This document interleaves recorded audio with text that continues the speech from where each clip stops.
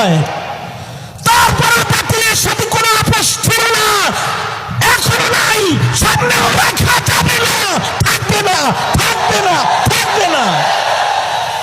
মামুনুল হক শুধু নয়, এদেশের আলেম দ্বীন হাফিজ কোরআনদেরকে যদি ইংরেজ বেনিয়াদের মতো জুলুম করতে করতে গাছে গাছে রশিদে রশিদে লটকায় দেয়, তারপরেও শহীদ হওয়া যাবে, বাতিল কুফরি শক্তির কাছে মাথা নত করা যাবে না।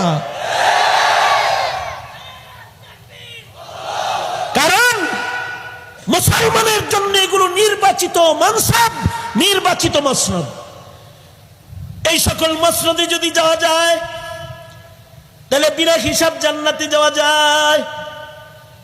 শহীদি মসনদটা সবচেয়ে আসান মসনদ। অল্প আমল করেও কেউ যদি শহীদ হয়ে যায় তাহলে বিনা হিসাব জান্নাতে চলে যায়। এমনও শহীদের বর্ণনা আল্লাহর রাসূল দিয়েছেন, এক ওয়াক্ত নামাজ পড়ে নাই, একটা রোজা রাখে নাই, কিন্তু বিনা হিসাব জান্নাতে চলে গেছে, মানসাবে শাহাদাতে নিজেকে নিতে পেরেছে। সুতরাং আমার প্রিয় ভাইরা, শহীদ হওয়ার প্রস্তুতি আমাদের সকলের মওত পর্যন্ত থাকবে।